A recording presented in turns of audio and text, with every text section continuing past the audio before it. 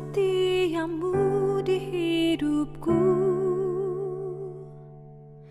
yang tak bersyarat mengasihiku. Ku tak dapat hidup di luar kasih-Mu Tuhan. Ku bersyukur ku memilikimu. Kasih setiamu Tuhan, kasih setiamu besar, ajaib dan heran Tuhanku. Tak berhenti ku memuji-Mu. Kasih setiamu Tuhan, kasih setiamu besar, ajaib perbuatan tangan-Mu, sungguh besar setiamu.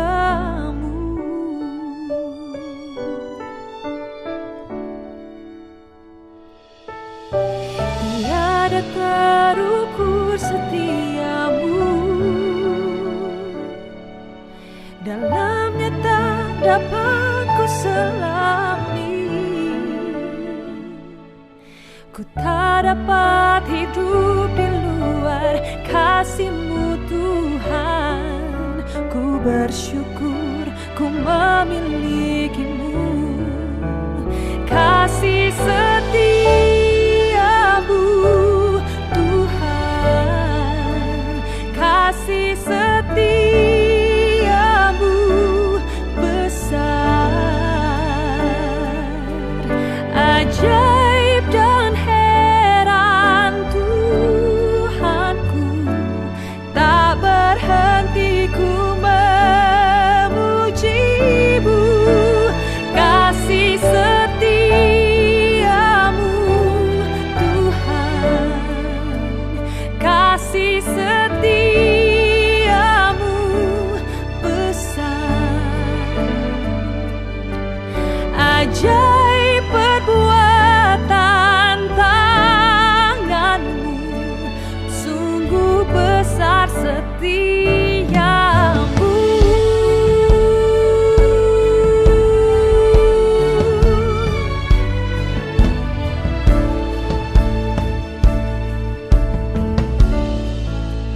Kasih setiamu Tuhan, kasih setiamu besar,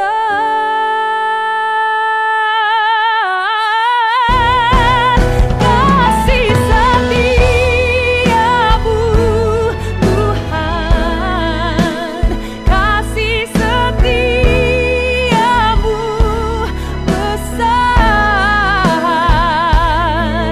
ajaib dan heran Tuhanku. Tak berhenti ku memuji-Mu. Kasih setiamu Tuhan, kasih setiamu besar, ajaib perbuatan tangan-Mu, sungguh besar setiamu, ajaib dan heran Tuhanku, sungguh besar setiamu.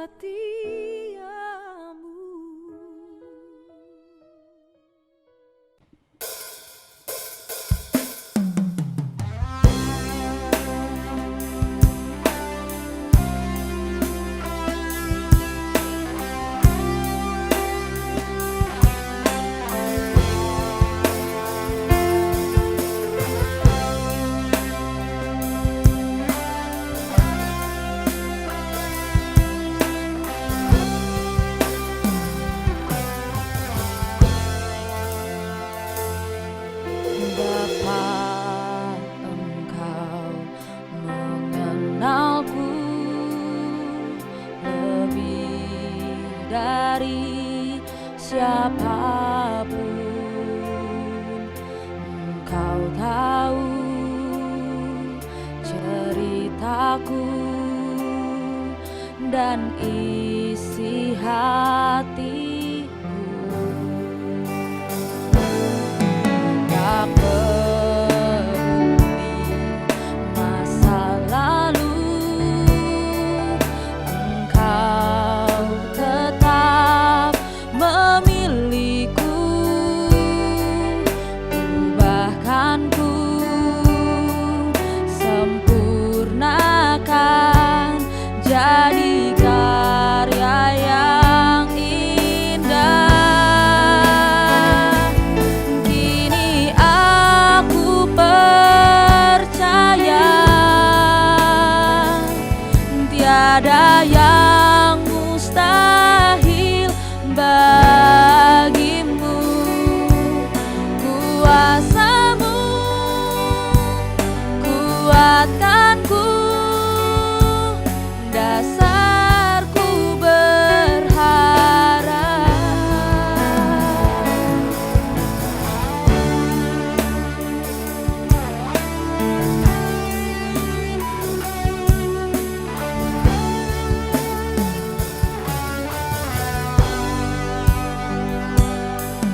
Bapa, Engkau mengenalku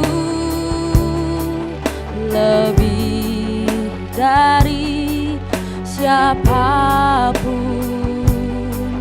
Engkau tahu ceritaku dan isi hatiku. Tak peduli masa lalu, Engkau tetap memilihku. Ubahkanku, sempurnakan jadi karya yang indah. Kini aku percaya tiada yang mustahil bagimu. Kuasamu kuatkanku, dasarku berharap. Kini aku berserah pada rancanganmu bagiku. Ku ikuti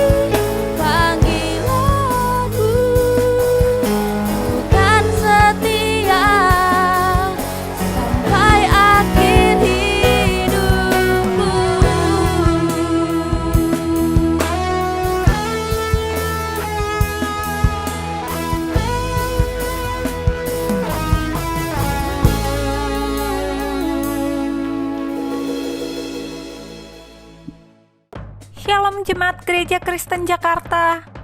Gereja memberikan layanan ibadah online bagi jemaat.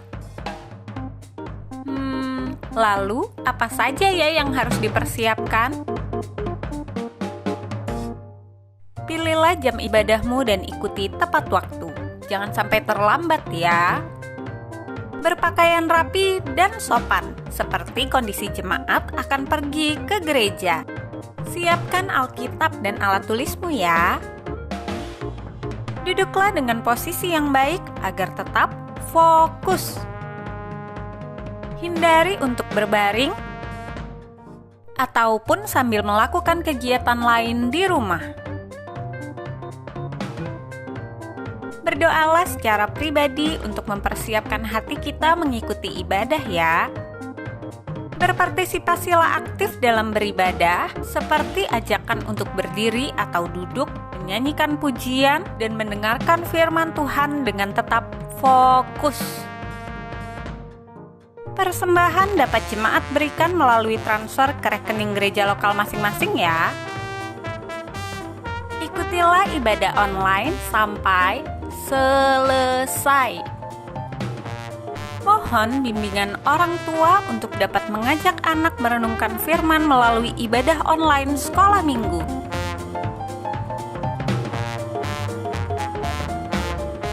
Selamat beribadah, Tuhan Yesus memberkati.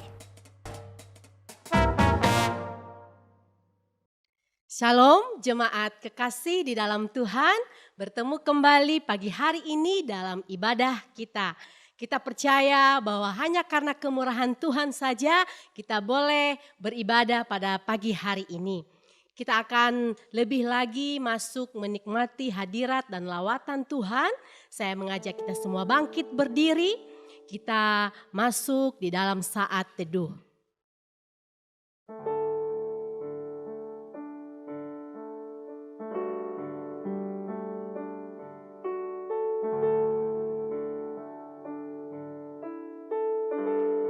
Pertolongan kita datangnya dari Tuhan yang menciptakan langit dan bumi dan yang tidak pernah meninggalkan hasil buatan tangannya.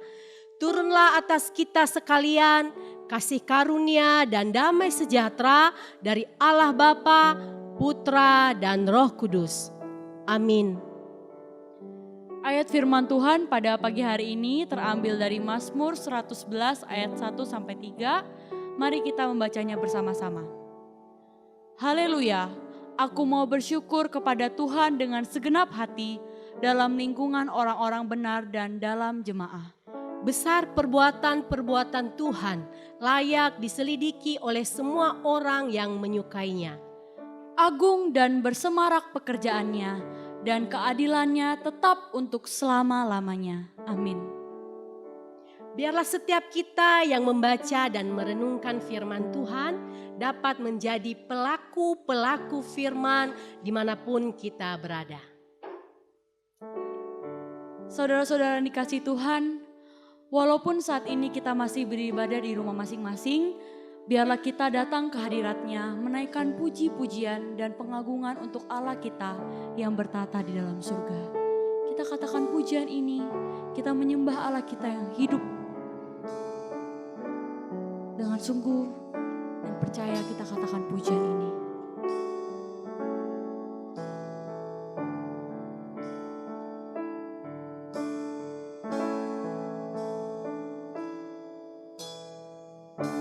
Saat ku menyembahmu,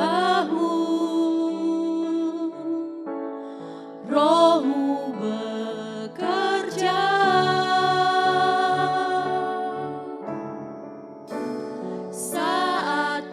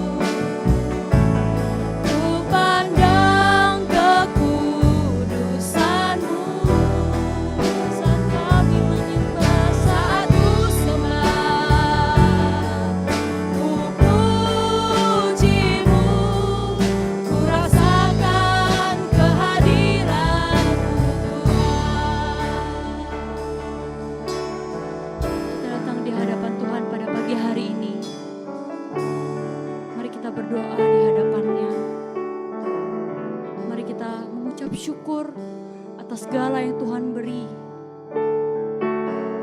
Dari hari Senin, Selasa, sampai hari Minggu ini, kita masih dapat memuji dan menyembah Dia. Mari kita mengucap syukur buat kesehatan yang Tuhan beri. Kita bersyukur kita masih bisa makan, kita masih bisa bertemu dengan orang-orang yang kita kasihi pada saat hari ini. Allah kita adalah Allah yang sungguh luar biasa. Allah kita benar-benar tidak pernah meninggalkan kita sekalipun. Biarlah kita terus menyembah Dia sampai akhir hidup kita. Kita katakan pujian ini. Ku angkat hatiku,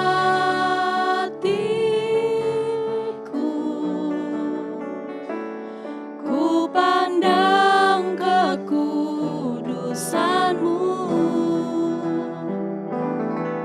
Saat ku sembah, ku puji-Mu, ku rasakan kehadiran-Mu Tuhan. Ku angkat hatiku, ku pandang kekudusan-Mu. Saat ku sembah, puji-Mu, ku rasakan kehadiran-Mu Tuhan.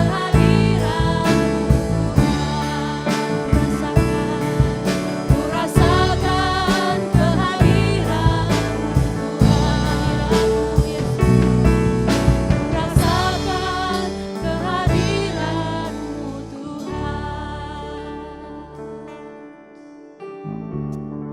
Terpujilah Tuhan yang adalah begitu baik bagi kami. Kami merasakan hadirat-Mu di pagi hari ini Tuhan. Ketika kami datang menyembah-Mu, ketika kami datang memuji Engkau, kami merasakan Engkau hadir dan melawat setiap kami. Terima kasih Tuhan sudah berkenan hadir di dalam hati kami.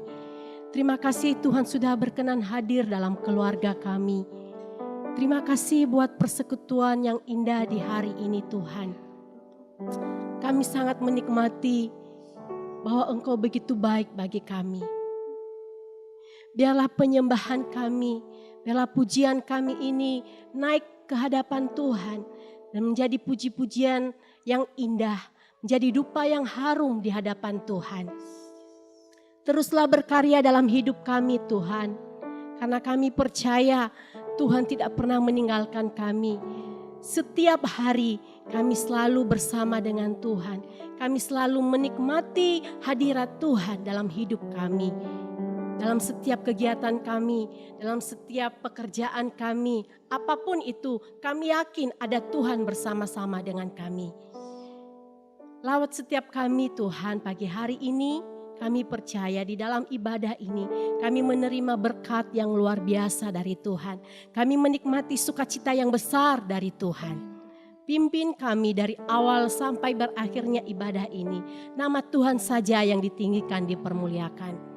Kuduskan hidup kami Tuhan. Ampuni dari segala kesalahan yang menyakiti hati Tuhan. Sehingga kami layak di hadapan-Mu pagi hari ini. Terpujilah Engkau Bapa. Dalam nama Tuhan kami Yesus Kristus kami berdoa dan mengucap syukur. Haleluya. Amin. Mari seluruh jemaat yang ada di rumah, kita bangkit berdiri, kita mengakui pengakuan iman rasuli. Pengakuan iman rasuli. Aku percaya kepada Allah, Bapa yang Maha Kuasa, Khalik langit dan bumi, dan kepada Yesus Kristus anaknya yang tunggal Tuhan kita, yang dikandung daripada Roh Kudus, lahir dari anak darah Maria, yang menderita sengsara di bawah pemerintahan Pontius Pilatus, disalibkan, mati dan dikuburkan, turun ke dalam kerajaan maut. Pada hari yang ketiga, bangkit pula dari antara orang mati, naik ke surga, duduk di sebelah kanan Allah, Bapa yang Maha Kuasa. dan dari sana Ia akan datang untuk menghakimi orang yang hidup dan yang mati.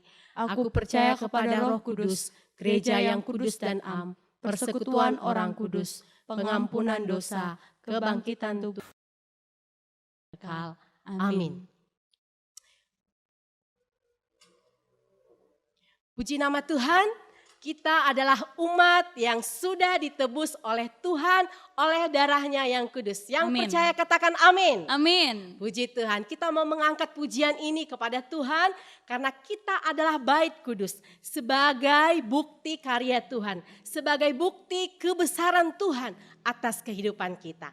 Kita sudah terima kuasa dan kita pun percaya kita akan terima kemenangan yang daripada Tuhan. Amin. Amin. Puji Tuhan. Mari bersuka cita bernyanyi bagi Tuhan.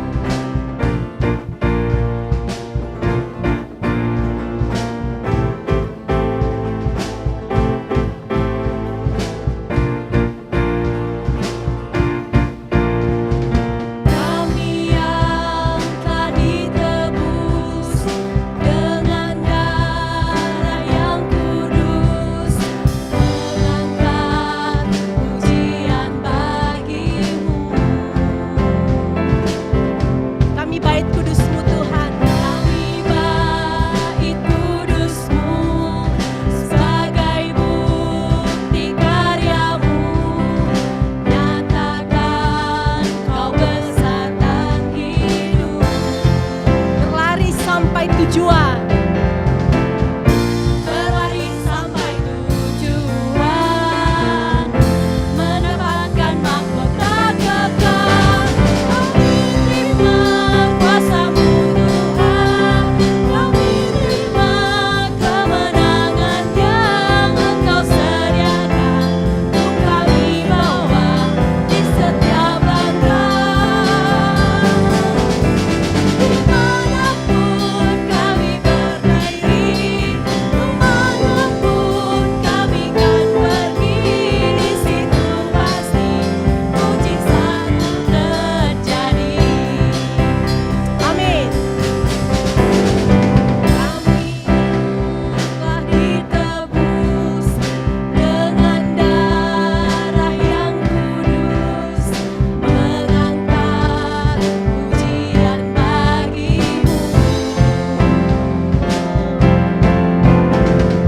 Kami bait kudus-Mu sebagai bukti karya-Mu.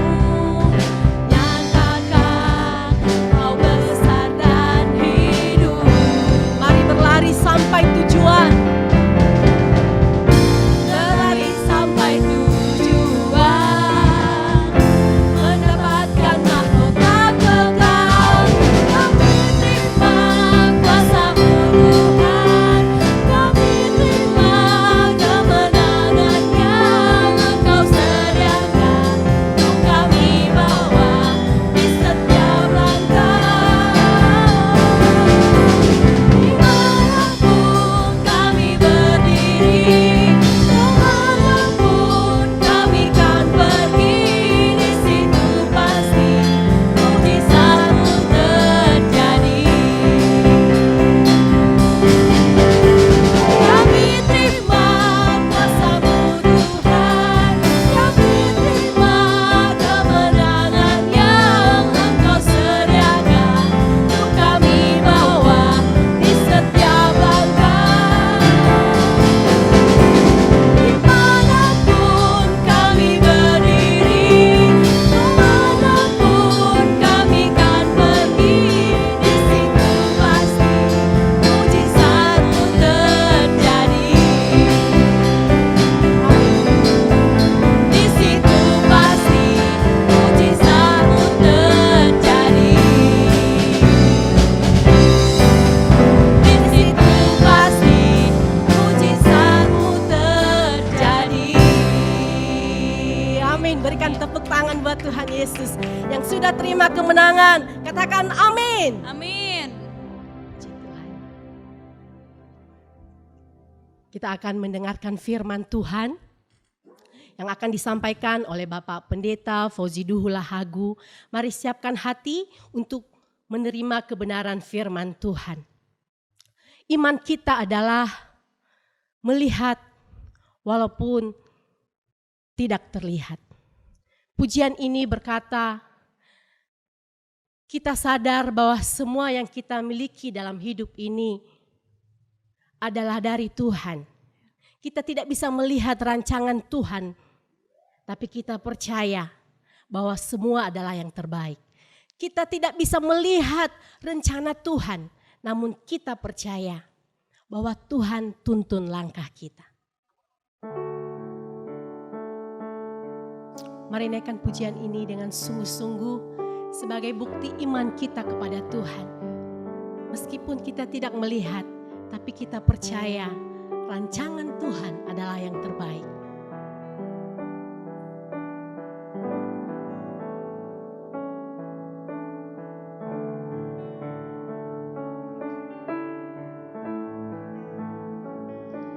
Ku sadar tak semua dapat aku miliki di dalam hidupku, hatiku percaya rancanganmu bagiku adalah yang terbaik.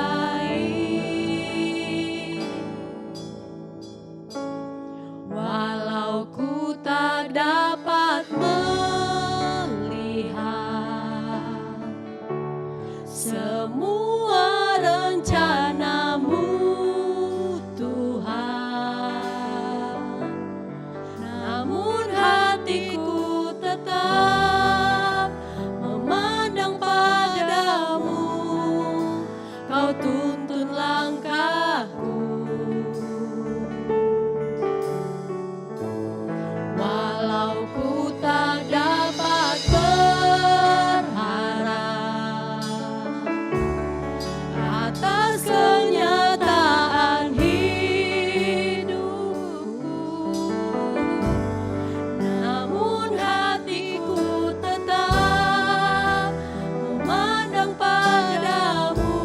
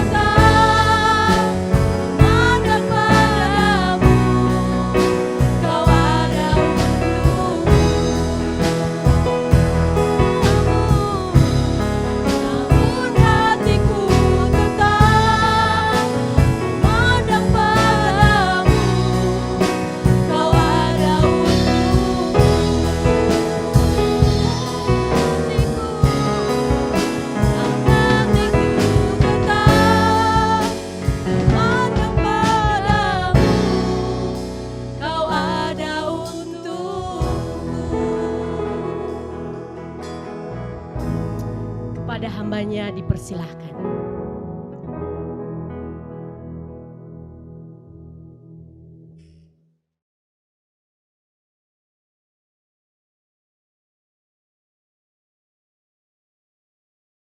Shalom saudara yang dikasihi Tuhan, kita mengucap syukur karena kita sekali lagi diberikan kesempatan oleh Tuhan, boleh beribadah kepada Tuhan dan juga mendengarkan firman-Nya di minggu pertama dalam bulan Oktober ini. Saudara sekalian, sebelum kita mendengarkan firman Tuhan, mari kita bersatu di dalam doa. Sekali lagi ya Tuhan, kami mohon hikmat-Mu turun atas kami. Ketika kami merenungkan firman-Mu, biarlah firman-Mu ini meluruskan jalan hidup kami, menerangi jalan kami, menguatkan dan menghiburkan kami, supaya kami sungguh-sungguh dapat menghayati kebaikan Tuhan dan anugerah Tuhan dalam hidup kami, dan itu kami wujudkan dengan hidup yang senantiasa memuliakan nama-Mu. Bersabda kepada kami siap mendengar. Demi nama Tuhan Yesus kami berdoa. Amin. Saudara-saudara yang dikasihi Tuhan, firman Tuhan kepada kita pada pagi hari ini diberikan tema melihat yang belum terlihat. Teks bacaan kita terambil dari dua bagian firman Tuhan, yaitu dari Ibrani pasal 11 ayat yang ke-7 dan Kejadian pasal 6 ayat 9 sampai ayat yang ke-22. Saudara sekalian, pagi hari ini kita hanya melihat satu bagian saja dari Ibrani pasal 11 ayat 7, dan saya berharap nanti di rumah saudara-saudara bisa membaca dari Kejadian pasal 6 ayat 9 sampai ayat yang ke-22. Mari kita melihat dan membaca dalam Ibrani pasal 11 ayat yang ke-7. Ibrani pasal yang ke-11 ayat ke-7, demikianlah firman Tuhan. Karena iman, maka Nuh dengan petunjuk Allah tentang sesuatu yang belum kelihatan, dengan taat mempersiapkan bahtera untuk menyelamatkan keluarganya. Dan karena iman itu, ia menghukum dunia, dan ia ditentukan untuk menerima kebenaran sesuai dengan imannya. Saudara-saudara yang dikasihi Tuhan, pada suatu ketika ada seorang rohaniwan, dia mengunjungi jemaatnya yang sedang sakit. Dan penyakit yang diderita oleh jemaatnya itu cukup membuatnya menangis dan meringis oleh karena sakitnya itu. Dan dia kemudian curhat kepada rohaniwan, kepada pendeta yang datang mengunjunginya. Dia mengatakan begini, Pak Pendeta, ada seorang jemaat yang sering kali datang mengunjungi saya. Dan setiap kali ia datang mengunjungi saya, pada waktu saya menangis, saya meringis, dia berkata kepada saya begini, itu aja kok nangis. Lalu kemudian saya berkata kepadanya, Pak Pendeta, iya, ini sakit, ini sangat membuat saya merasa sakit, saya tidak kuat. Lalu kemudian saya menangis. Lalu kemudian teman saya itu mengatakan begini, kamu kan punya iman, masa nangis begitu aja? Kamu kan punya iman, tidak boleh nangis. Lalu kemudian saudara sekalian, sang rohaniwan itu setelah mendengar keluhan jemaatnya, dia mengambil sebuah tongkat dan kemudian dia memberikan kepada jemaatnya itu. Lalu pendeta itu berkata begini, kalau orang itu datang kembali, kau coba pukul tangannya. Dan kalau dia menangis dan merasa sakit, katakan kepadanya, kan kamu punya iman, masa gitu aja nangis? Jemaat yang dikasihi Tuhan, setiap hari kita atau sering kali kita mendengar orang berkata iman, iman, iman. Kalau ada orang bisa membuat mujizat atau mengalami mujizat, kita katakan, wah imannya hebat.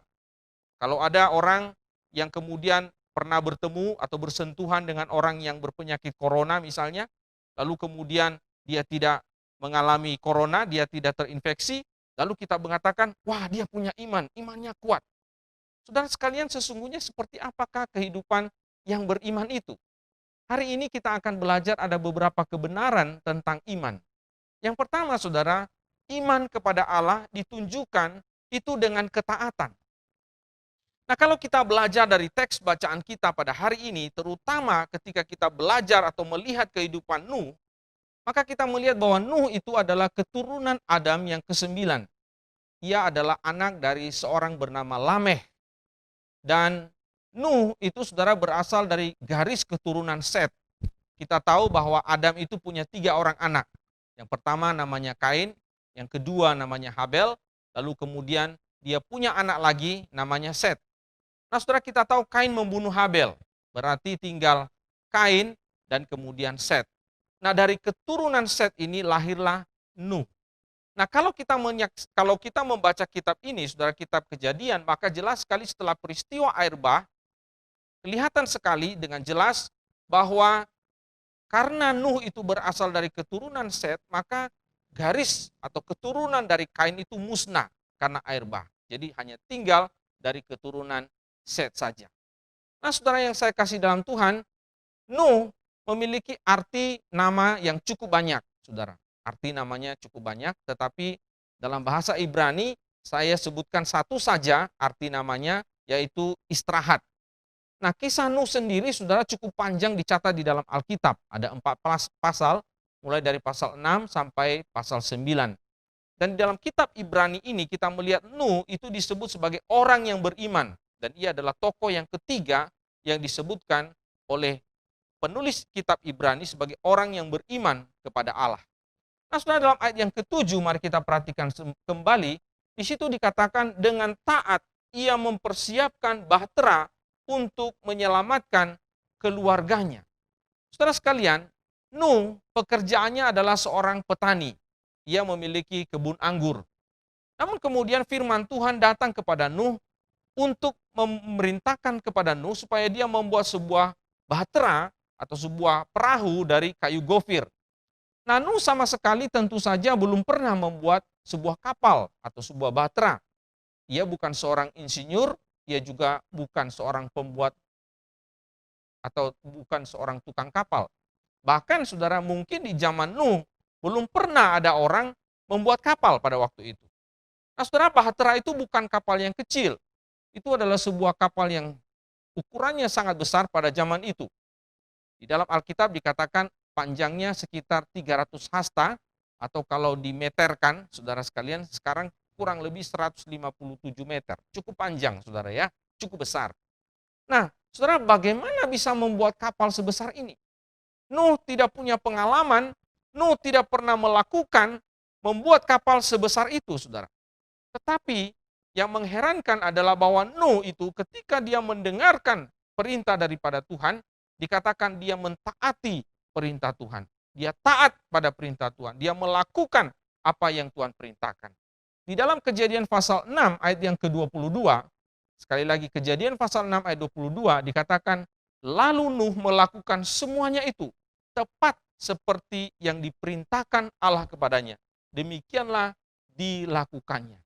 Nuh, saudara, dikatakan mentaati semua perintah Allah itu dengan tepat. Tidak ada satupun yang dilalaikannya.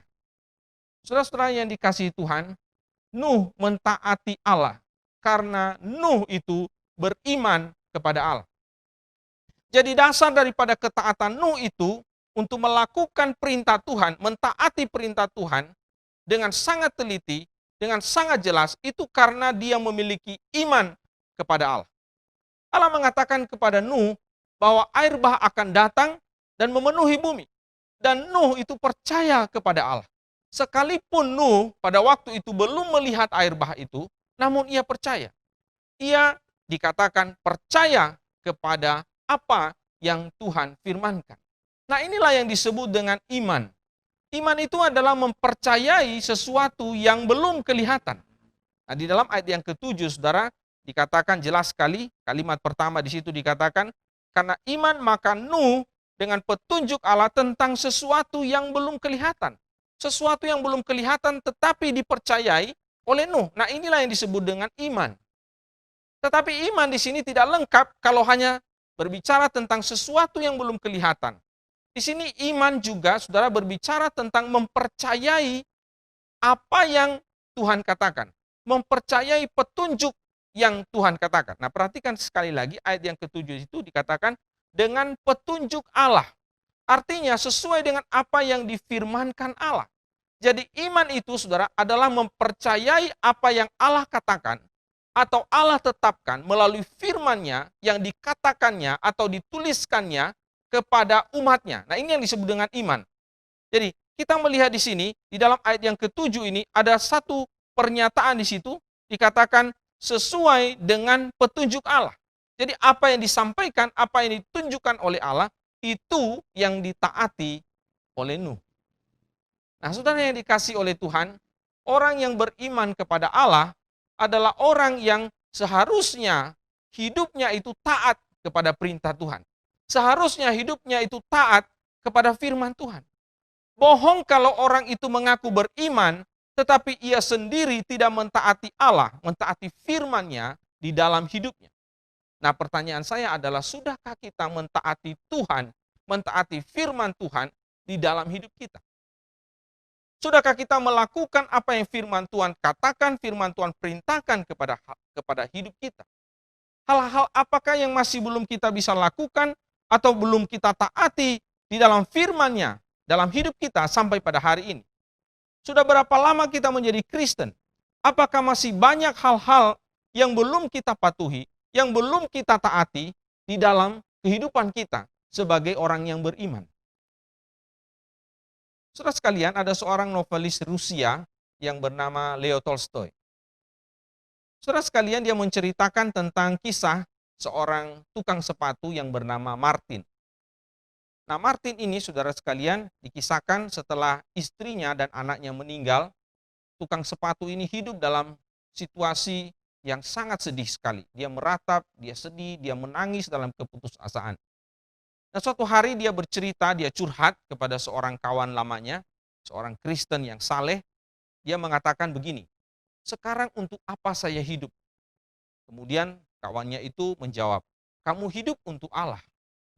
Martin, kamu hidup untuk Allah." Lalu dia bertanya lagi, "Lalu bagaimana caranya hidup untuk Allah?" Lalu temannya itu mengatakan begini, "Kristus itu telah menunjukkan jalannya kepada kita. Belilah Alkitab, bacalah firman-Nya. Di sana kau akan temukan bagaimana cara kita hidup bagi Allah." Segalanya dijelaskan di situ. Maka pada hari itu, saudara sekalian, Martin segera membeli sebuah kitab perjanjian baru. Dia mulai membacanya. Pada waktu dia makin membaca, saudara sekalian, bagian-bagian firman Tuhan, semakin jelas kepadanya apa yang dikehendaki Allah bagi dirinya, bagi hidupnya. Dan kemudian, saudara sekalian, setelah dia makin lama, makin dalam membaca firman Tuhan, beban di dalam hatinya itu makin ringan. Nah, pada suatu hari dia membaca dari Lukas pasal 6, ayat 27 sampai 35. Dan tiba-tiba pada waktu dia membaca bagian-bagian itu, saudara, tiba-tiba dia tersentak ketika dia membaca perkataan Yesus yang sangat keras yang berbicara dalam bagian itu. Dia memperhatikan di dalam ayat yang ke-29. Dalam ayat 29 dikatakan, "Barang siapa menampar pipimu yang satu, berikan juga kepadanya pipimu yang lain." So, pada waktu dia membaca ayat ini, saudara, dia mulai menyadari bahwa ternyata hidupnya itu tidak sesuai dengan perintah Tuhan. Lalu pada waktu itu, saudara, dia berseru, "Oh Tuhan, tolonglah saya." Saudara-saudara yang saya kasih dalam Kristus, kita juga mungkin adalah orang yang merasa sulit untuk mentaati perintah Tuhan dalam hidup kita. Banyak perkataan-perkataan atau perintah Tuhan yang demikian tegas dan jelas di dalam Alkitab yang rasanya mustahil untuk kita lakukan atau kita taati. Seperti halnya Martin. Namun, marilah kita berseru seperti Martin. Mari kita berkata, "Oh Tuhan, tolong saya. Saya masih sulit mengampuni. Saya masih belum memberitakan Injil-Mu. Saya masih seringkali tidak jujur dalam bekerja. Saya masih sering menggosipkan kelemahan orang lain. Saya masih sering melakukan dosa-dosa tertentu secara diam-diam." Dan jika kita mengaku bahwa kita adalah orang yang beriman kepada Kristus, maka kita mentaati firman-Nya di dalam hidup kita. Dan kita mohon anugerah-Nya supaya kita dimampukan untuk melakukan kehendak-Nya di dalam hidup kita. Oh Tuhan, tolong saya. Oh Tuhan, tolong saya. Supaya saya bisa mentaati firman-Mu, mentaati kehendak-Mu di dalam hidup saya sebagai orang yang beriman. Yang kedua, saudara sekalian, iman kepada Allah merupakan pengadilan bagi orang lain. Nah, mari kita melihat kalimat selanjutnya. Di situ dikatakan, "Dan karena iman itu, ia menghukum dunia." Saudara, kalimat ini agak sulit kita mengerti. Bagaimana bisa seorang Nuh menghukum dunia? Bukankah hanya Allah yang berhak menghukum dunia? Nah, saudara, kebingungan kita ini akan terjawab ketika kita melihat konteks daripada Kejadian pasal 6 ketika kita melihat kehidupan orang-orang pada zaman itu, saudara sekalian. Nah, mari kita lihat di dalam Kejadian pasal 6, ayat pertama sampai ayat yang ke-6. Kejadian pasal 6, ayat pertama sampai 6, saudara, di situ dijelaskan tentang kehidupan orang-orang pada zaman Nuh, saudara. Nah, di dalam ayat yang kelima, Kejadian pasal 6, ayat yang kelima, di situ jelas sekali dinyatakan tentang kehidupan orang-orang pada zaman itu. Dikatakan demikian, ketika dilihat Tuhan bahwa kejahatan manusia besar di bumi, dan bahwa segala kecenderungan hatinya selalu membuahkan kejahatan semata-mata, maka menyesallah Tuhan bahwa ia telah menjadikan manusia di bumi dan hal itu memilukan hatinya. Di dalam ayat 12, mari kita lihat lagi. Dalam ayat 12 dikatakan, Allah menilik bumi itu dan sungguhlah rusak benar, sebab semua manusia menjalankan hidup yang rusak di bumi. Saudara, dari dua bagian ini kita melihat bahwa keadaan manusia pada zaman Nuh sangat bobrok. Mereka hidup dalam kejahatan. Kecenderungan hatinya adalah jahat semata-mata. Dan mereka hidup di dalam kekerasan. Sehingga kehidupan manusia pada zaman itu sangat-sangat memilukan hati Allah. Kalau boleh saya katakan, saudara sekalian, atau saya mencoba menggambarkan kehidupan manusia di zaman Nuh, itu seperti berada di dalam zaman kegelapan. Dosa telah menyebabkan dunia berada dalam kemerosotan yang luar biasa, dalam zaman yang sangat gelap. Namun dalam keadaan kegelapan seperti itu, dalam keadaan yang demikian, hadirlah seorang bernama Nuh. Nuh adalah seorang yang benar. Dikatakan di dalam Kejadian pasal 6, Nuh adalah seorang yang tidak bercela di antara orang-orang sezamannya. Bahkan dikatakan dia hidup bergaul dengan Allah. Kalau boleh saya gambarkan sekali lagi, Nuh itu ibarat terang yang bersinar di dalam kegelapan. Dan ketika sinar itu terbit di dalam kegelapan, terlihat di dalam kegelapan, maka kegelapan itu menjadi jelas, saudara. Sebelum ada terang, kegelapan itu tidak bisa disebut sebagai kegelapan. Namun ketika ada sinar, ada terang, maka kegelapan itu menjadi terlihat bahwa itu adalah gelap. Saudara sekalian, William Barclay, seorang teolog, pernah menuliskan demikian. Yang sering terjadi justru bahwa dengan memberlakukan hidup Kristiani secara pribadi, maka dengan tidak sengaja orang Kristen telah membuat orang lain merasa diadili. Di dalam bagian yang lain lagi, beliau menuliskan begini, karena di dalam terang kebaikan itu, kejahatan akan nampak terkutuk. Saudara-saudara yang dikasihi Tuhan, iman kepada Allah yang ditunjukkan oleh Nuh itu sebenarnya sedang menunjukkan betapa bobrok dan hancur dan jahatnya dunia di mana Nuh hidup pada waktu itu. Beda dengan Nuh, antara Nuh dengan orang-orang yang hidup pada zaman itu. Tentu saja kalau kita katakan Nuh hidupnya itu sama dengan orang-orang pada zaman itu, maka kita tidak bisa membuktikan atau kita tidak bisa menunjukkan kejahatan atau manusia yang jahat pada waktu itu, karena sama aja, saudara. Nah, di Athena itu, saudara, tinggallah seorang yang bernama Aristides. Aristides ini dikenal sebagai seorang yang benar. Perilaku hidupnya, tutur katanya, tindakannya, dan ia selalu menunjukkan kebaikan kepada orang lain. Nah, suatu ketika masyarakat di kota Athena itu mengambil keputusan untuk mengusir Aristides dari Athena. Mereka tidak membiarkan Aristides tinggal bersama dengan mereka. Nah, suatu saat ada seseorang bertanya kepada warga Athena, kenapa mereka melakukan hal itu? Nah, salah seorang warga kemudian menjawab begini, karena aku bosan mendengar bahwa Aristides itu selalu disebut sebagai orang yang benar. Saudara yang dikasihi Tuhan, kehidupan kekristenan kita, kehidupan Kristiani kita yang dikatakan beriman kepada Allah, seharusnya itu kita tunjukkan, yang menunjukkan kepada dunia ini bahwa kita tidak sama dengan dunia ini. Kita berbeda dengan dunia ini. Dan hal itu terlihat dari perilaku hidup kita, sikap kita, tindakan kita, dan apapun yang kita lakukan. Perilaku hidup kita yang benar sebenarnya secara tidak langsung telah menjadi penghakiman bagi dunia ini. Nah, jika kita sama dengan orang-orang yang tidak beriman lainnya, lalu bagaimana kita bisa menunjukkan kejahatan di dalam dunia ini? Jika kita masih suka menipu, Bagaimana kita bisa menunjukkan kepada orang yang suka menipu bahwa apa yang mereka lakukan itu suatu kejahatan. Jika kita masih suka korupsi, bagaimana kita bisa menunjukkan kepada orang yang suka korupsi itu bahwa korupsi itu dosa? Jika kita masih belum bisa bertanggung jawab dalam bekerja, bagaimana kita bisa menunjukkan bahwa mengabaikan tanggung jawab dalam bekerja itu merupakan dosa di hadapan Tuhan? Demikian seterusnya. Nah, mari kita menunjukkan kepada dunia ini bahwa hidup kita berbeda. Jangan sampai kita sama dengan dunia ini. Berbeda tentu saja tidak menjadi orang yang aneh. Kita tetap menjalani kehidupan yang normal, kita bisa bergaul dengan orang, berteman dengan siapapun. Namun ingat, hidup kita harus berbeda dengan cara hidup orang yang tidak beriman kepada Allah. Oh saudara sekalian, terlebih di zaman pandemi ini, begitu sulit untuk kita bisa menunjukkan kehidupan yang berbeda dengan orang yang tidak mengenal Allah. Kadang-kadang sama saja. Banyak hal yang bisa membuat kita mengambil jalan pintas atau meniru gaya dunia ini.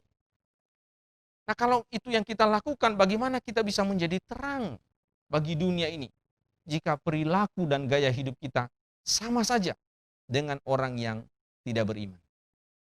Yang ketiga, saudara, iman kepada Allah itu menyebabkan seseorang dibenarkan. Nah, mari kita membaca kalimat terakhir dari ayat yang ke-7. Dikatakan demikian, dan ia ditentukan untuk menerima kebenaran sesuai dengan imannya. Saudara, ini adalah kalimat yang paling penting. Seseorang yang dibenarkan di hadapan Allah bukan karena perbuatannya, tetapi karena imannya. Ini adalah doktrin yang paling fundamental dalam kekristenan kita. Kita diselamatkan karena iman. Nah, Nuh, saudara, dikatakan percaya kepada Allah yang telah berfirman kepadanya. Ia percaya bahwa air bah akan terjadi.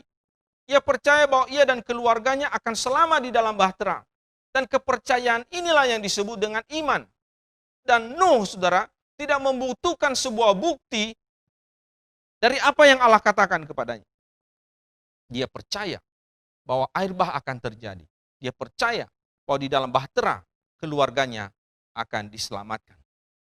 Seorang bernama Dihan, saudara sekalian, penulis renungan harian, dia pernah mengatakan begini, iman sejati tidak meminta bukti-bukti tambahan. Tidak meminta tanda-tanda atau suara-suara atau penglihatan-penglihatan atau mimpi-mimpi atau bukti-bukti saintifistik atau penemuan-penemuan arkeologi atau bukti-bukti geologi. Iman yang sejati itu adalah menerima firman Allah hanya karena Allah telah mengatakannya. Dan Nuh, saudara, dikatakan mempercayai apa yang dikatakan oleh Allah.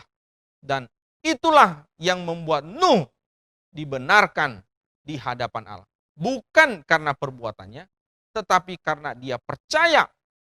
Sekalipun dia belum melihat, dia percaya kepada apa yang dikatakan oleh Allah kepadanya.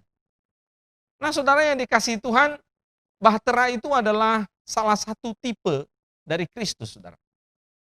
Sebagaimana Nuh percaya kepada apa yang Allah katakan tentang bahtera, demikianlah juga sebenarnya Nuh percaya kepada apa yang Allah katakan tentang Kristus. Perhatikan ya, dia percaya kepada bahtera itu dan dia juga percaya tentang apa yang Allah katakan tentang Kristus.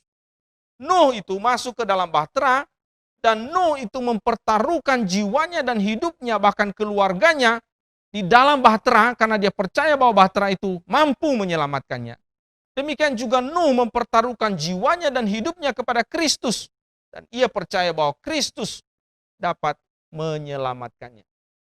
Sekali lagi, Nuh memiliki iman percaya kepada Kristus dan oleh sebab itu ia dibenarkan dan ia diselamatkan. Pertanyaan saya yang terakhir adalah, apakah Nuh itu adalah manusia yang sempurna? Apakah kedekatannya dengan Allah itu dan kebenaran yang ditunjukkannya menunjukkan bahwa Nuh itu adalah seorang manusia yang sempurna yang tidak berdosa? Jawabannya adalah tidak. Nuh sebenarnya sama dengan kita. Ia juga adalah keturunan orang berdosa. Ia dikandung di dalam dosa, ia lahir sebagai orang berdosa, dan dia membutuhkan juru selamat. Nah, oleh karena dia adalah seorang yang berdosa dan dia membutuhkan juru selamat dan dia butuh dibenarkan. Maka dikatakan menarik sekali dalam pasal 6 ayat 8. Kejadian pasal 6 ayat yang ke-8. Mari kita lihat. Di situ dikatakan dalam Kejadian pasal 6 ayat 8, tetapi Nuh mendapat kasih karunia di mata Allah. Menarik sekali saudara, sebelum pasal 6 ayat yang ke-9 ketika berbicara tentang bagaimana hidup Nuh, sebenarnya di dalam ayat yang ke-8 dikatakan bahwa Nuh itu telah mendapatkan kasih karunia di hadapan Allah. Nah, Nuh diselamatkan dan dibenarkan bukan karena Nuh itu seorang manusia yang sempurna atau dia seorang yang tidak berdosa. Tetapi Nuh itu dibenarkan hanya karena kasih karunia Allah. Dan karena kasih karunia itulah Nuh itu beriman kepada Allah. Sekali lagi bukan karena kuat, hebat, dan gagah seorang Nuh. Nuh beriman kepada Allah. Dan imannya kepada Allah itu pun karena kasih karunia Allah. Seorang bernama Darren Aronofsky, dia adalah sutradara film Noah atau film Nuh yang dirilis pada tahun 2014. Suatu hari dia ditanya oleh seorang wartawan mengapa dia sampai memproduksi sebuah film yang berjudul Noah itu. Dan dia menjawab begini, aku ingat waktu saya masih kecil, aku sangat ketakutan mendengar cerita tentang Nuh. Bagaimana aku tidak cukup saleh untuk bisa naik ke dalam bahtera itu. Bagaimana kalau aku tidak cukup saleh untuk bisa naik ke dalam bahtera itu. Aku punya dosa. Apa aku bisa naik ke atasnya? Siapa yang layak naik ke atasnya? Saudara sekalian, siapakah yang layak diselamatkan?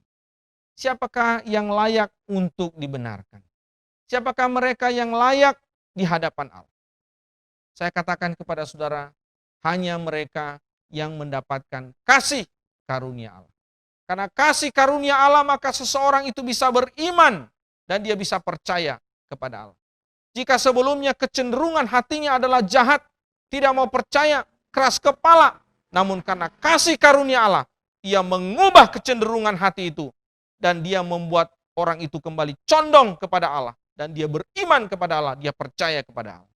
Nah saudara yang saya kasih dalam Tuhan, hari ini jika kita memiliki iman seperti Nuh, yang menyebabkan kita dibenarkan, bahkan diselamatkan di dalam anugerah Tuhan. Sekali lagi saya katakan, itu semua hanya karena kasih karunia Tuhan kepada kita. Tidak ada satupun yang membuat kita bisa menjadi sombong dan bangga. Kita dibenarkan karena iman percaya kepada Tuhan sebelum kita melakukan kebaikan, sebelum kita melakukan sesuatu yang menyenangkan hati Tuhan. Kita diselamatkan hanya karena kita beriman dan iman itu pun adalah karena kasih karunia daripada Allah. Pembenaran yang Kristus berikan kepada kita pada hari ini seharusnya membuat kita lebih giat lagi bekerja di dalam Dia. Membuat kita lebih lagi mengasihi Dia. Saya ingat ada sebuah lagu yang sangat terkenal yang mungkin juga kita ketahui dan kita seringkali nyanyikan.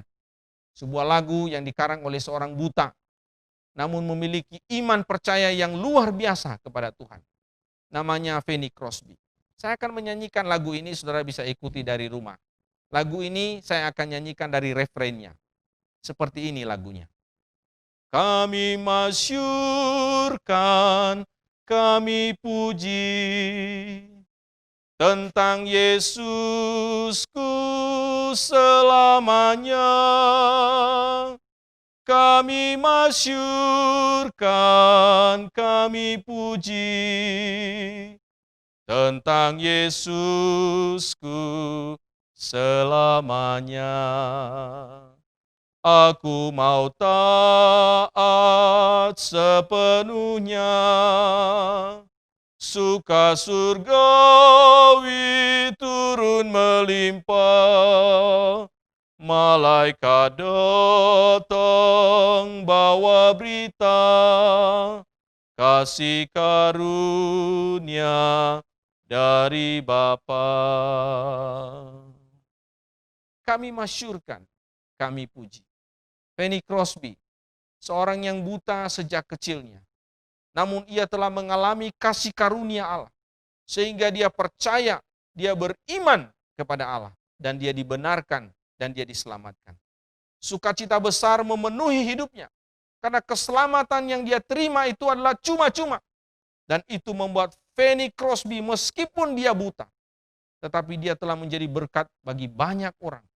Ia mengarang begitu banyak lagu yang sering kali kita nyanyikan bahkan sampai pada hari ini. Ia bersaksi kepada begitu banyak orang tentang Kristus yang telah menyelamatkannya, yang telah membenarkannya.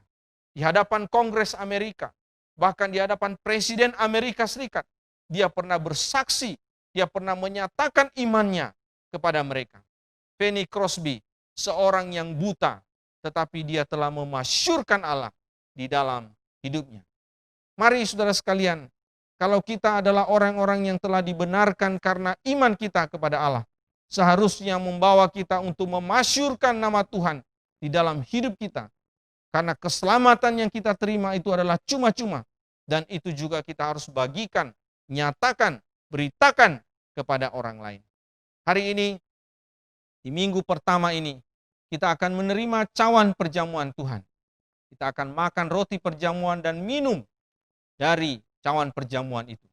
Kiranya kita diingatkan kembali akan kasih karunia Tuhan yang telah membenarkan kita, yang telah memberikan kepada kita iman untuk percaya, dan kita dapat diselamatkan. Kiranya Tuhan menolong kita untuk hidup senantiasa memasyurkan nama Tuhan. Hari ini kita melihat 3 pelajaran penting. Yang pertama, iman kepada Allah ditunjukkan dengan ketaatan kita. Yang kedua, iman kepada Allah merupakan pengadilan bagi orang lain. Dan yang ketiga, iman kepada Allah menyebabkan seseorang dibenarkan. Mari kita berdoa. Tuhan, terima kasih untuk firman-Mu pada pagi hari ini. Biarlah termeteraikan di dalam hati dan jiwa kami. Sebagai orang-orang yang beriman kepada Tuhan, biarlah itu kami tunjukkan melalui ketaatan kami akan firman-Mu. Dan juga dalam perilaku hidup kami yang menunjukkan bahwa kami berbeda dengan dunia ini. Tolong kami juga Tuhan, ketika kami telah dibenarkan oleh karena kasih karunia-Mu, dan itu membuat kami beriman kepadamu. Biarlah kami memasyurkan nama-Mu, memuliakan Engkau, mengagungkan Engkau, mensyukuri kasih karunia-Mu di dalam hidup kami. Meteraikan firman-Mu Tuhan, demi nama Tuhan Yesus kami berdoa. Amin.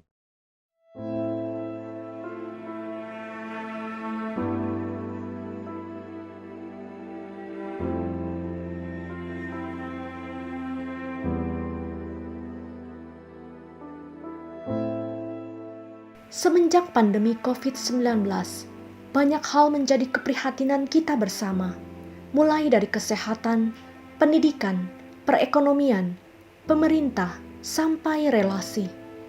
Banyak orang mengalami stres dan takut menjalani kehidupan mereka yang semakin sulit. Marilah kita berdoa supaya anak-anak Tuhan siap dan peka serta dapat setia melakukan panggilan Tuhan di tengah masa sulit ini.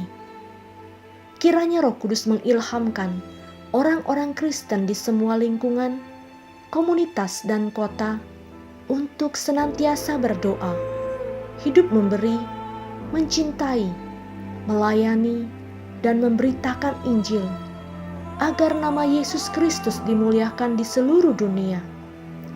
Secara khusus berdoa bagi jemaat GKJ yang sedang terinfeksi COVID-19 atau sedang sakit dan lemah tubuh, agar mereka dapat tetap percaya dan beriman kepada Yesus. Tuhanlah yang menolong menjamah dan menyembuhkan mereka. Marilah kita juga bersatu dalam doa. Kiranya Tuhan berbelas kasihan atas Indonesia dan memberkati setiap usaha pemerintah untuk memulihkan perekonomian, pendidikan, dan kesehatan di seluruh aspek kehidupan Indonesia. Tuhanlah Allah yang memegang kendali. Dialah Allah atas segalanya. Biarlah kita hanya berharap dan percaya kepada kasih setia-Nya.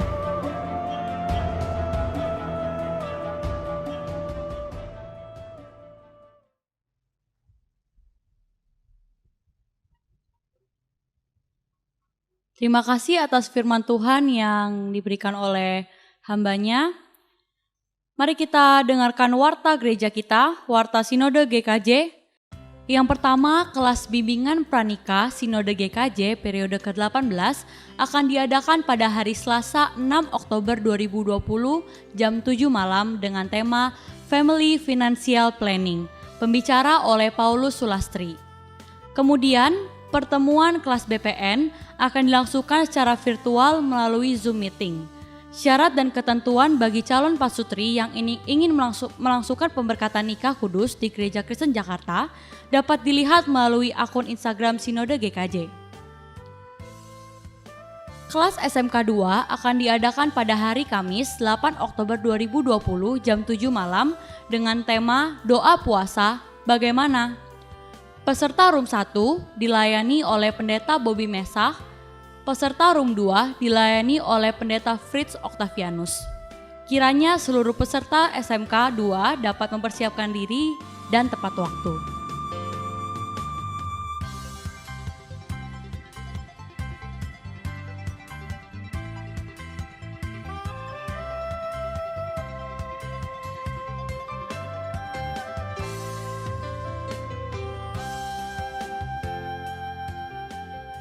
Demikianlah warta Sinode GKJ hari ini.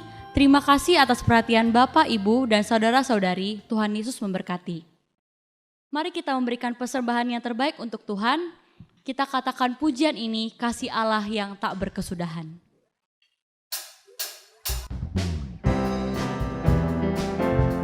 Mari kita mengangkat pujian ini dengan penuh sukacita di hadapan Tuhan.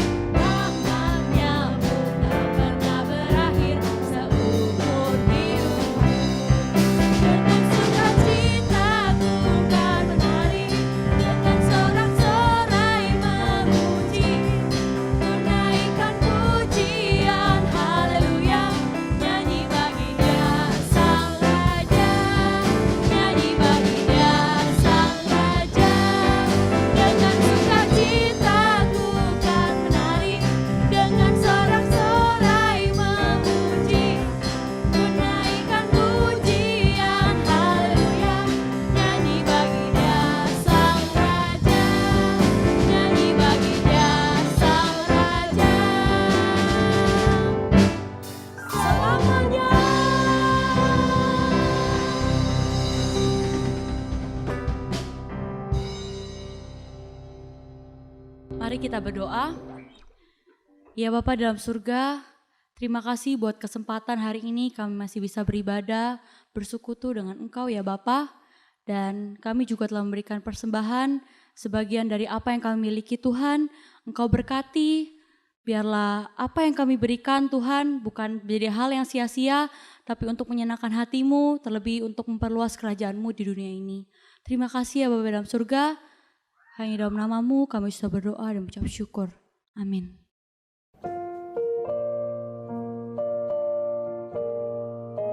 Saudara-saudara yang dikasihi Tuhan, kita bersyukur kepada Tuhan karena di masa pandemi ini Tuhan masih memberikan kita kesempatan untuk mengikuti perjamuan kudus. Dan perjamuan kudus ini adalah yang pertama kali dilaksanakan oleh Sinode Gereja Kristen Jakarta di masa pandemi ini. Mari kita memohon rahmat Tuhan, kiranya melalui perjamuan ini kita semua diberkati dan diteguhkan imannya oleh Tuhan.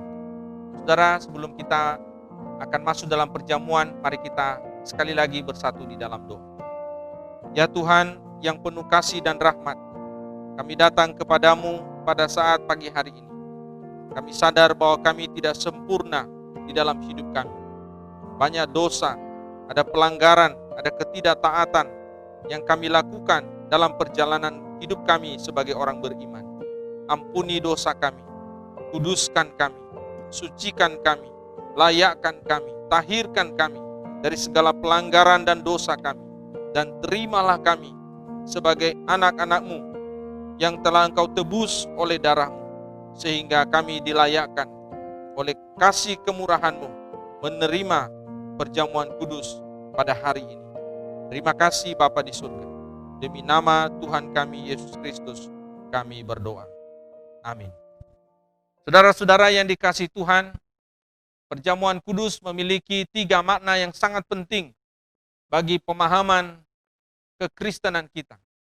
Yang pertama, perjamuan kudus mengingatkan kita akan kasih karunia Tuhan di dalam hidup kita sebagai orang beriman. 2000 tahun yang lalu, Kristus telah datang ke dalam dunia. Dia telah mati di kayu salib, menggantikan kita. Dia telah menyerahkan nyawanya, mencucurkan darahnya bagi kita untuk menebus dosa-dosa kita, membebaskan kita, melepaskan kita dari segala kejahatan kita.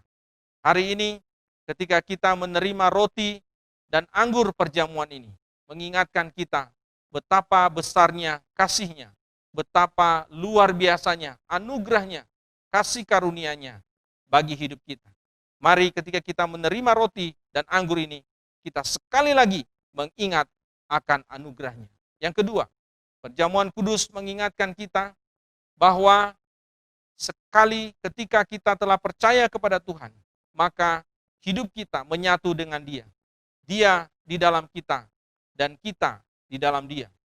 Roti dan anggur yang akan kita makan dan akan kita minum bersama akan masuk di dalam tubuh kita dan akan terserap di dalam darah dan daging kita. Ini menggambarkan betapa menyatunya kita dengan Kristus. Dan tidak hanya dengan Kristus, tetapi juga menyatukan kita dengan saudara-saudara seiman kita di seluruh dunia ini, disatukan oleh anugerah Tuhan, oleh kasih karunia Tuhan. Yang ketiga, saudara, perjamuan kudus mengingatkan kita akan pengharapan kita.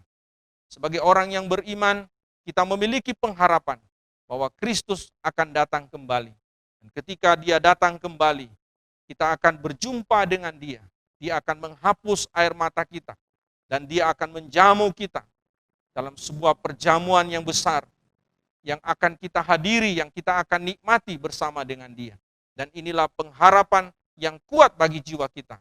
Di tengah-tengah begitu banyak persoalan, di tengah-tengah begitu banyak kesulitan dan penderitaan dalam hidup di tengah-tengah dunia ini, kita masih memiliki harapan di dalam Dia. Dan perjamuan kudus ini mengingatkan kita kembali akan pengharapan itu. Saudara-saudara yang ada di rumah, kami mengingatkan kepada saudara sesuai dengan tata dasar gereja kita dan juga sesuai dengan teologi kita, bahwa perjamuan kudus ini hanya dibagikan bagi saudara-saudara yang telah memenuhi syarat yang tentunya telah disampaikan melalui gereja yang sudah menyampaikannya kepada kita masing-masing. Dan hari ini kita akan menerima perjamuan itu, dan saya persilakan nanti saudara-saudara yang ada di rumah, tentu sebagai kepala keluarga, akan membagikan roti dan anggur itu di tengah-tengah keluarganya masing-masing. Saudara sekalian, pada malam waktu Yesus diserahkan, Yesus mengambil roti, Dia mengucap syukur atasnya, Dia memecah-mecahkannya, dan Dia memberikan kepada murid-muridnya, dan Dia berkata kepada mereka, inilah tubuhku yang diserahkan bagi kamu, perbuatlah ini setiap kali kamu memakannya, menjadi peringatan akan aku. Demikian juga Ia mengambil cawan, Dia mengucap syukur atasnya, dan Dia memberikannya kepada murid-muridnya, dan Dia berkata kepada mereka, cawan ini adalah perjanjian yang baru yang telah dimeteraikan oleh darahku. Perbuatlah ini setiap kali kamu meminumnya, menjadi peringatan akan aku. Saudara sekalian, mari kita menyanyikan satu pujian dari Kidung puji-pujian Kristen nomor 166, salib yang hina. Dan saya persilakan roti dan anggur akan dibagikan di rumah masing-masing. Kita akan menyanyikan lagu ini, salib yang hina.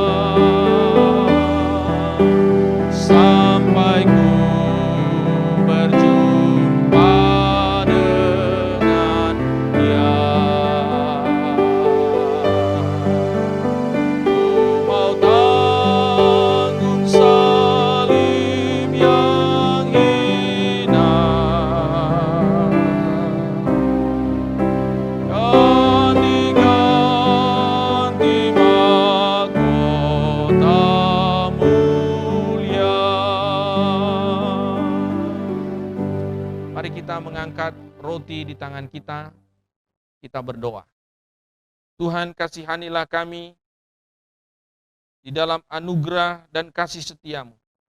Perkenankanlah kami untuk makan roti yang melambangkan tubuhmu ini, agar melaluinya kami makin hari, makin hidupnya berkenan kepadamu.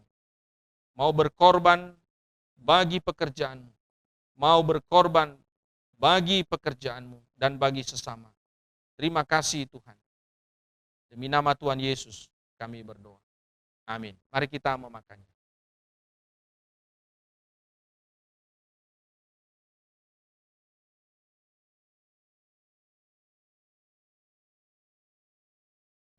Mari kita mengangkat cawan di tangan kita.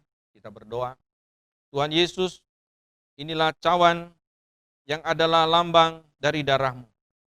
Biarlah melalui pengorbananmu membuat kami juga mau menjadi murid-murid-Mu yang setia, yang hidupnya senantiasa memuliakan Engkau melalui segala bidang kehidupan kami. Terima kasih, demi nama Tuhan Yesus kami berdoa.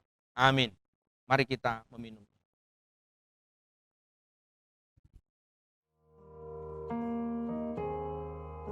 Sekali lagi kita berdoa. Terima kasih Tuhan, oleh anugerah dan kasih setiamu, pada hari ini kami boleh mengikuti perjamuan kudus. Biarlah Tuhan, melalui perjamuan ini, iman kami makin kuat, iman kami makin kokoh, kami makin taat kepadamu, dan hidup kami semakin berbeda dengan dunia ini. Hidup yang senantiasa memuliakan namamu.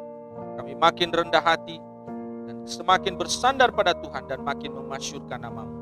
Terpuji namamu. Demi nama Tuhan Yesus kami berdoa. Amin. Kita akan akhiri perjamuan ini dengan menyanyikan lagu Ada Kuasa Dalam Darahnya satu kali saja.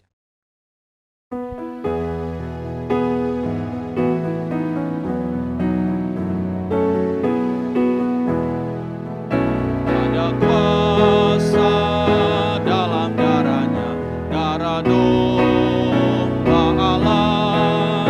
Ada kuasa dalam darahnya, darah anak domba Allah. Kita akan mengakhiri ibadah kita menyanyikan doksologi. Saya mengundang jemaat sekalian untuk bangkit berdiri.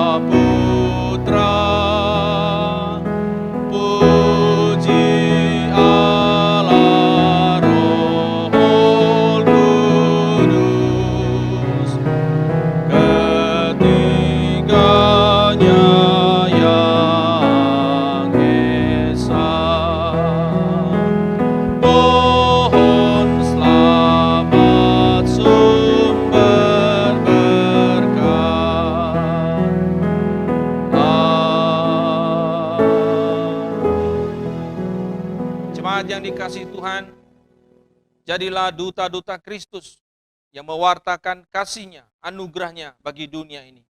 Arahkanlah hatimu kepadanya dan terimalah berkat-Nya. Tuhan memberkati engkau dan melindungi engkau.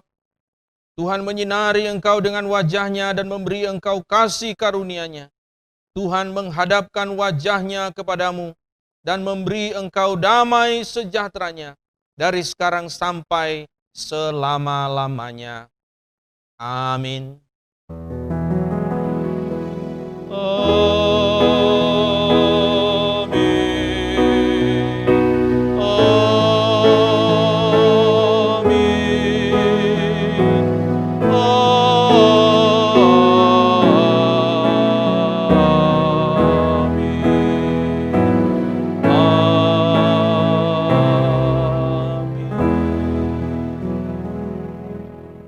Jemaat duduk kembali, saat teduh, ibadah selesai.